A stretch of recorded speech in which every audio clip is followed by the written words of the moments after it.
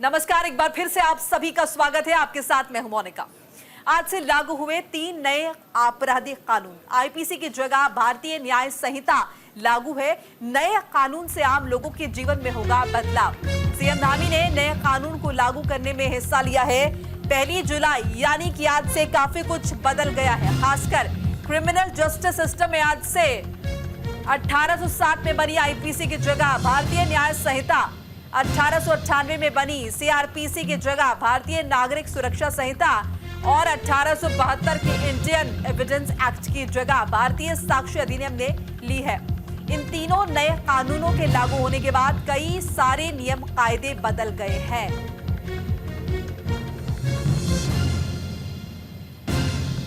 तो खत्म हुआ है पुराना कानून और नए क्रिमिनल लॉ जो हैं वो लागू हो गए हैं। देश में नए आपराधिक कानून की शुरुआत हो गई है।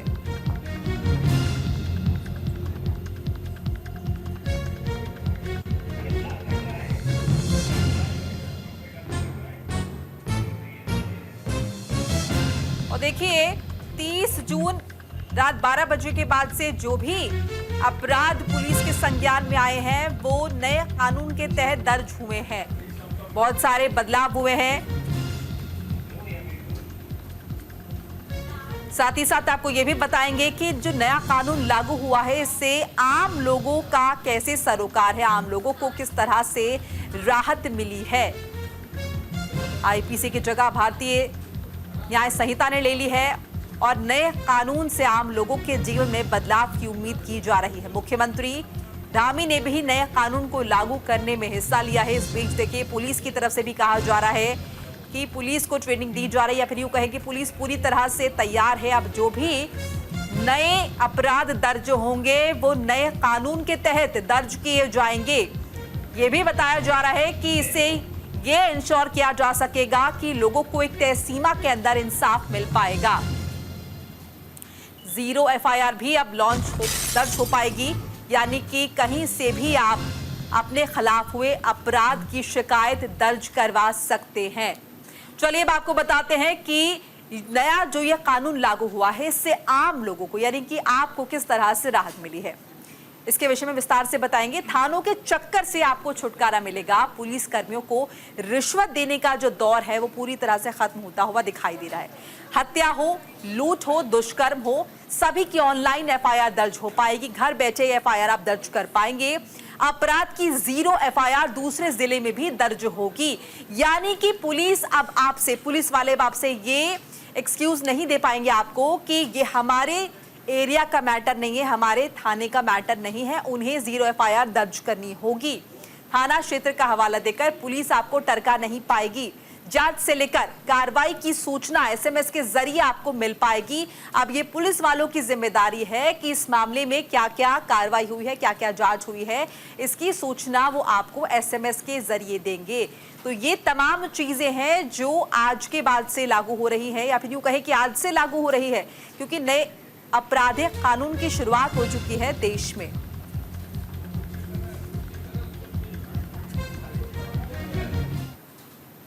तो देखिए देश में नए कानून लागू हो गए हैं, जिसके चलते भारतीय दंड संहिता का नाम बदलकर भारतीय न्याय संहिता हो गया है। कई धाराएं डिलीट कर दी गई हैं तो कई धाराओं के क्रमांक जो है वो बदल दिए गए हैं। न्यूज इंडिया ने ग्राउंड जीरो पर जाकर कानून के जानकार अधिवक्ताओं से नए कानून को लेकर बातचीत की है। नए कानून को लेकर कानून के इन जानकारों का क्या कुछ कहना रहा, आइए विस्तार से जानते हैं। नए कानून लागू हो गए हैं, कई धाराएं हटा दी गई हैं। कितना फर्क पड़ेगा, किस तरह सोचते हैं कानून के जानकार अधिवक्ता हमारे साथ में हम मौजूद हैं हरिद्वार देहात क्षेत्र में, और बात कर लेते हैं। सर, आप कानून के जानकार हैं और सबसे बड़ी बात तो ये है कि अब नए कानून लागू हो गए हैं, कितना फर्क पड़ेगा? खासकर कहीं के तो क्रमांक ही चेंज हो गए, जिससे पहले हत्या को 302 कहा जाता था, अब उसकी क्रमांक बदलकर क्या हो गया है, किस तरह देखते हैं आप?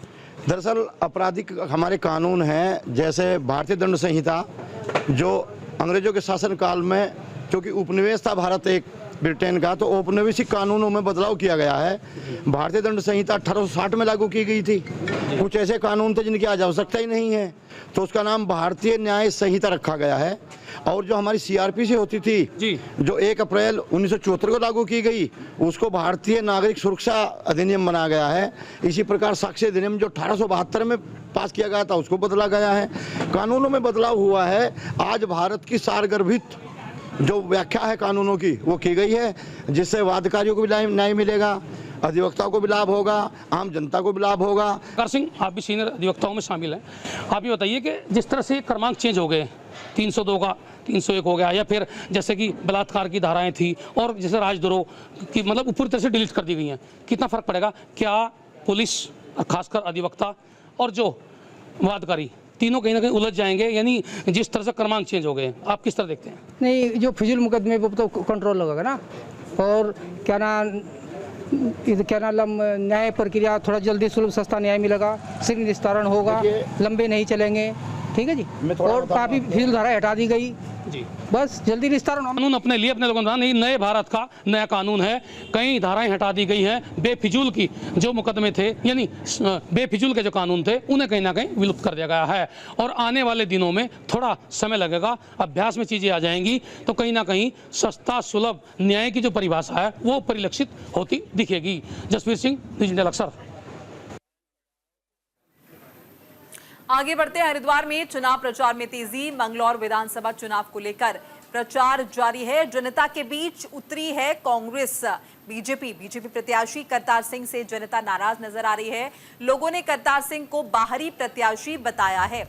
देखिए, मंगलौर विधानसभा चुनाव को लेकर भारतीय जनता पार्टी की बात हो या फिर कांग्रेस पार्टी की बात हो, दोनों ने ही कमर कस ली है, अपनी अपनी तैयारियां कर रहे हैं। चुनाव प्रचार भी जोरों पर है। इसी बीच देखिए, जनता में बीजेपी प्रत्याशी करतार सिंह को लेकर नाराजगी भी देखने को मिल रही है। जो स्थानीय लोग हैं, उनका कहना है कि करतार सिंह बाहरी प्रत्याशी हैं।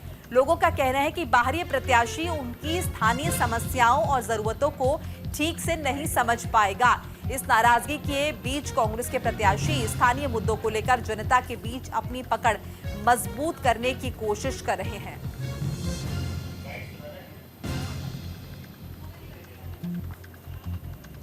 तो मंगलौर विधानसभा चुनाव को लेकर प्रचार जारी है।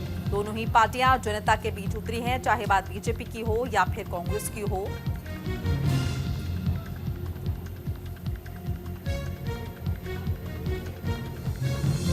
होने हैं और उपचुनाव को लेकर कांग्रेस प्रत्याशी और भाजपा प्रत्याशी दोनों ही एड़ी चोटी का जोड़ लगा रहे हैं। मंगलौर की जनता क्या कहती है, इसी पर हम जानने के लिए आज पहुंचे हैं मंगलौर विधानसभा में। और मंगलौर विधानसभा के लोगों से हम बात करने की कोशिश करेंगे कि इस बार किन मुद्दों को लेकर अपने मत का प्रयोग करेंगे। जी, क्या नाम है आपका? ऋषिपाल जी। इस बार उपचुनाव हो रहा है और क्या मुद्दे रहने वाले हैं, सबसे पहले ये जानने की कोशिश करेंगे। तो मुद्दे तो ये है, विकास तो कोई कर रहा है नहीं जी, तानाशाही करी इस गवर्नमेंट ने भी, और बस मर्जिया काम करते हैं। ऐसा क्या कारण रहा है कि आज तक यहाँ की अगर राजनीति की बात की जाए तो यहाँ जो भाजपा का कैंडिडेट है वो हार का सामना करता है और यहाँ से जीत नहीं पाता, खाता भी नहीं खोल पाता? भाई असल में पहले ये लोकदल बाहुल्य क्षेत्र था जी, और वे लोकदल के टाइम से ही जुड़े हुए हैं। काजी निजामुद्दीन के जो पिताजी थे, वे लोकदल में कई बार विधायक रहे, तो कुछ उनकी जान पहचान बनी हुई, और वो इतने जनप्रिय हैं कि काजियों की तो यहाँ 400 ही वोट है, और जिसमें से 200 उसके साथ है, 200 अलग है।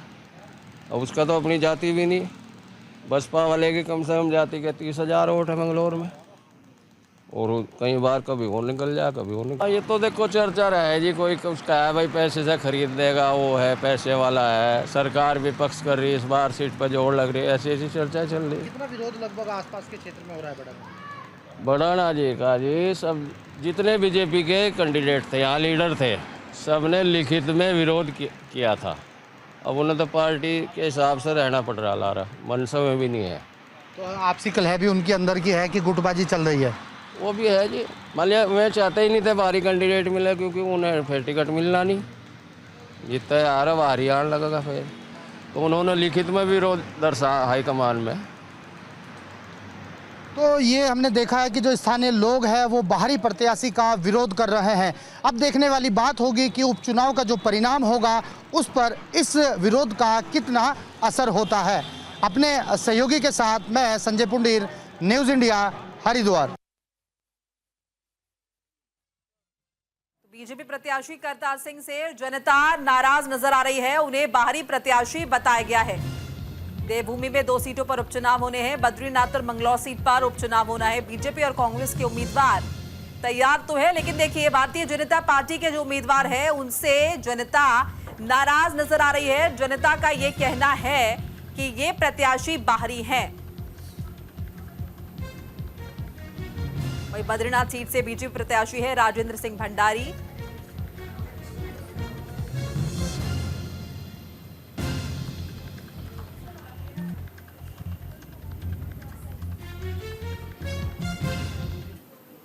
मंगलौर में किसान नेता का निधन, चंद्रपाल बालियान का देहांत हुआ है। बीजेपी के कई दिग्गज नेताओं ने श्रद्धांजलि दी।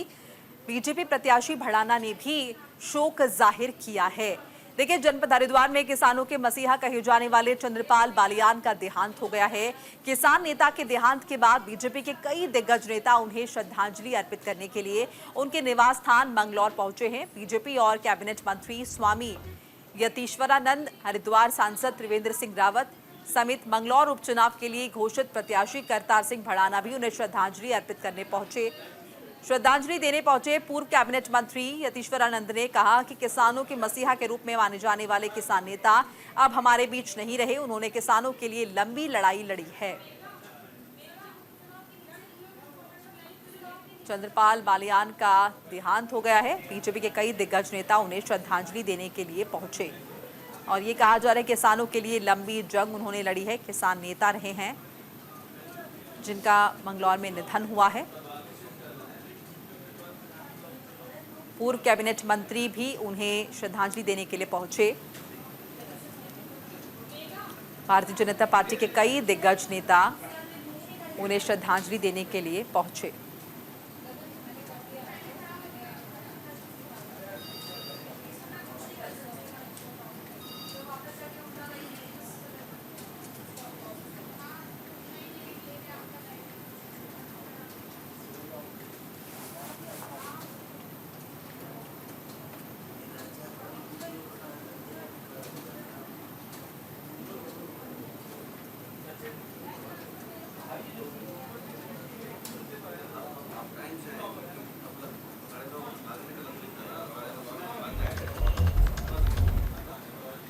महान व्यक्तित्व थे यहाँ, तो आज इस दुख की घड़ी में उनको श्रद्धांजलि देने परमात्मा से प्रार्थना करने आए हैं कि उनको अपनी चरणों में जगह दें। किसान के बेटे हैं, किसान जिनने किसान नेताओं के लिए, किसानों के लिए जो काम किए हैं, तो वो तो एक महान व्यक्तित्व थे यहाँ, तो आज इस दुख की घड़ी में उनको श्रद्धांजलि देने परमात्मा से प्रार्थना करने आए हैं कि उनको अपनी चरणों में जगह दें।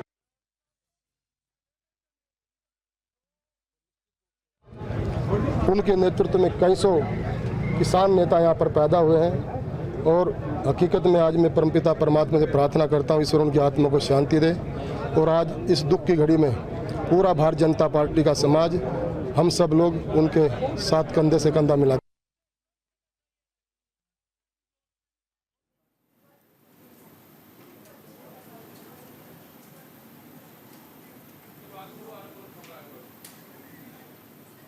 तो देखिए, कई दिग्गज नेता उन्हें श्रद्धांजलि देने के लिए पहुंचे हैं। चंद्रपाल बालियान का निधन हुआ, पूर्व कैबिनेट मंत्री भी इस दौरान पहुंचे। भारतीय जनता पार्टी के कई बड़े नेता श्रद्धांजलि देने के लिए पहुंचे और मंगलौर से बीजेपी प्रत्याशी भड़ाना ने भी शोक जाहिर किया है। बताया जा रहा है कि एक बड़ी क्षति हुई है, चूंकि किसानों के लिए बहुत काम किया और किसानों के मसीहा के तौर पर चंद्रपाल बालियान को जाना जाता रहा है और अब उनका निधन हुआ। उन्हें श्रद्धांजलि अर्पित करने के लिए सिर्फ स्थानीय लोग ही नहीं बल्कि कई भारतीय जनता पार्टी के बड़े चेहरे पहुंचे हैं।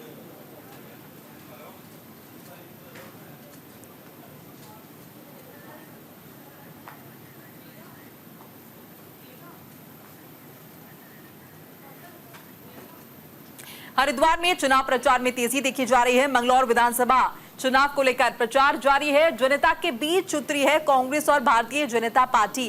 बीजेपी प्रत्याशी करतार सिंह से नाराज बताई जा रही है जनता, और लोगों ने करतार सिंह को बताया है बाहरी प्रत्याशी। देखिए, लोगों का ये कहना है कि वो बाहरी प्रत्याशी हैं।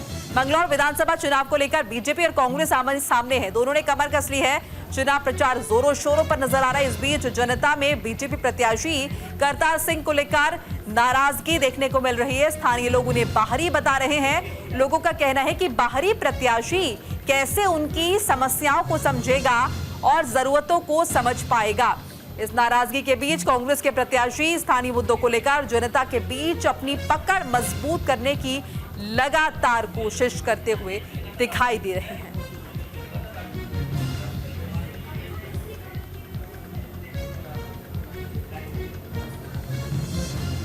तो बीजेपी प्रत्याशी करतार सिंह से जनता नाराज नजर आ रही है।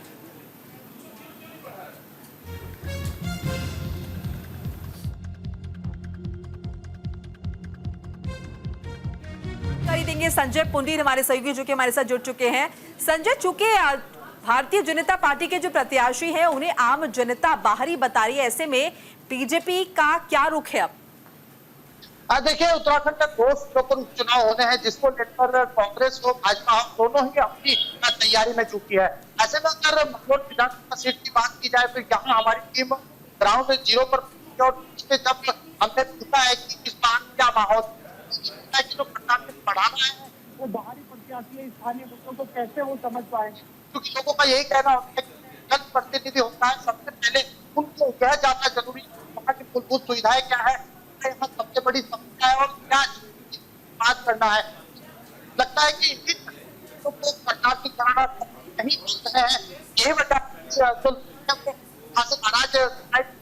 हालांकि कुछ लोग यह कहना है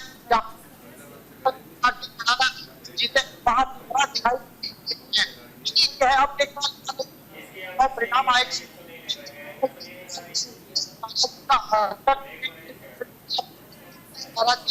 फायदा होता है। चलिए, शुक्रिया संजय तमाम बातचीत जानकारी के लिए। मंगलौर विधानसभा चुनाव को लेकर प्रचार प्रसार किया जा रहा है, दोनों ही पार्टियों ने कमर कस ली है। लेकिन देखिए, दिलचस्प बात यह हो जाती है कि भारतीय जनता पार्टी प्रचार प्रसार में ताकत तो फूंक रही है, लेकिन जो प्रत्याशी उतारे गए हैं चुनावी मैदान में जनता उनसे नाखुश नजर आ रही है। और ये बताया जा रहा है कि जनता का कहना है कि ये प्रत्याशी यहाँ के लोकल नहीं है। ऐसे में जो हमारी समस्याएं हैं उनसे ये किस तरह से रूबरू होंगे, किस तरह से समझ पाएंगे हमारी दिक्कतें परेशानियों को, और जो जमीनी स्तर पर यहाँ के चुनावी मुद्दे हैं। ऐसे में दूसरी तरफ जो कांग्रेस के प्रत्याशी हैं वो लगातार जनता के बीच पहुंच रहे हैं, अपनी पैठ बना रहे हैं और प्रचार प्रसार में तेजी देखी जा रही है। ऐसे में देखना होगा भारतीय जनता पार्टी की आगे की रणनीति क्या होती है, आम जनता तक किस तरह से बात पहुंचाई जाती है, उन्हें कन्विंस किया जाएगा कि जो प्रत्याशी चुनावी मैदान में उतारे गए हैं ये उनकी समस्या को समझ पाएंगे और उसका समाधान भी दे पाएंगे।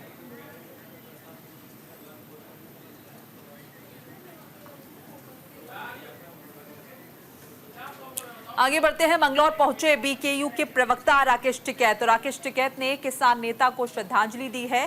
टिकैत ने भारतीय जनता पार्टी पर जमकर हमला बोला है। केंद्र और प्रदेश सरकार किसान विरोधी है, ये राकेश टिकैत ने कहा है। देखिए, बड़ा आरोप लगाया उन्होंने केंद्र सरकार पर और प्रदेश सरकार पर भी। उन्होंने कहा कि किसानों की समस्याएं नहीं समझती है दोनों ही सरकार, किसान विरोधी इनकी नीतियां हैं, ये कहा है राकेश टिकैत ने। किसानों की जमीनों को अधिकृत करना चाहती है भारतीय जनता पार्टी, ये बड़ा आरोप लगाया है राकेश टिकैत ने बीजेपी पर। किसान नेता को श्रद्धांजलि देने मंगलौर पहुंचे भारतीय किसान यूनियन के राष्ट्रीय प्रवक्ता राकेश टिकैत ने मंगलौर में होने वाले उपचुनाव में बीजेपी पर निशाना साधा। उन्होंने कहा कि मंगलौर के किसान स्वतंत्र हैं, उन्हें अधिकार है कि वो अपने मत का प्रयोग किसी भी दल के नेता को चुनने के लिए करें, लेकिन उन्हें यह ध्यान रखना होगा कि केंद्र और प्रदेश सरकार किसान विरोधी पार्टी है। किसानों को यह सोचना होगा कि किस सरकार में सैकड़ों किसान शहीद हुए हैं। किसानों को ऐसी पार्टी से दूर रहना चाहिए। उन्होंने बीजेपी पर निशाना साधते हुए कहा कि सरकार किसानों की जमीनों पर कब्जा करना चाहती है।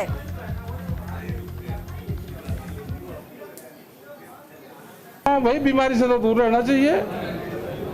जो चुनाव यहाँ पे कैंडिडेट आवे उससे एक तो 750 किसान शहीद हुए, उसका हिसाब किताब ले लेना चाहिए। बीमारी पार्टी से तो बचे और फिर अपना वोट जहाँ जिसको देना अपना दे ले, लेकिन 750 किसान शहीद हुए, MSP गारंटी कानून है, 15 साल पुराना ट्रैक्टर है, ये जरूर बूझ ले। हाँ भाई, बीमारी से तो दूर रहना चाहिए। जो चुनाव यहाँ पे कैंडिडेट आवे उससे एक तो 750 किसान शहीद हुए, उसका हिसाब किताब ले लेना चाहिए। बीमारी पार्टी से तो बचे और फिर अपना वोट जहाँ जिसको देना अपना दे ले, लेकिन 750 किसान शहीद हुए, MSP गारंटी कानून है, 15 साल पुराना ट्रैक्टर है, ये जरूर बूझ ले। हाँ भाई, बीमारी से तो दूर रहना चाहिए।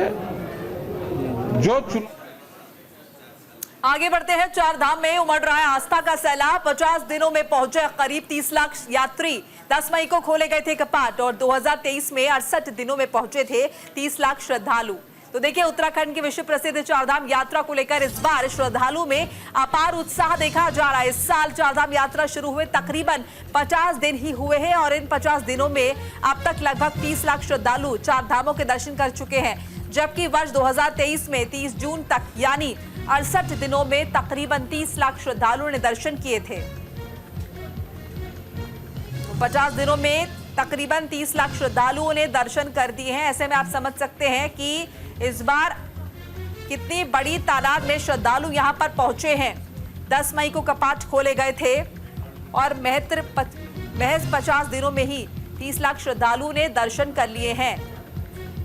चारधाम यात्रा में भक्तों का सैलाब उमड़ा और आपको याद होगा कि शुरुआत के दिनों में ही रजिस्ट्रेशन तक बंद करने पड़े थे, चूंकि लगातार लोग रजिस्ट्रेशन कर रहे थे और यहां पर भक्तों के सैलाब को नियंत्रित करना प्रशासन के लिए चुनौती बन गया था। तो यह आंकड़ा किस तरह से बढ़ रहा था देखिए। 2023 की अगर बात करें तो 68 दिनों में 30 लाख श्रद्धालु ने दर्शन किए थे और इस बार महज 50 दिनों में।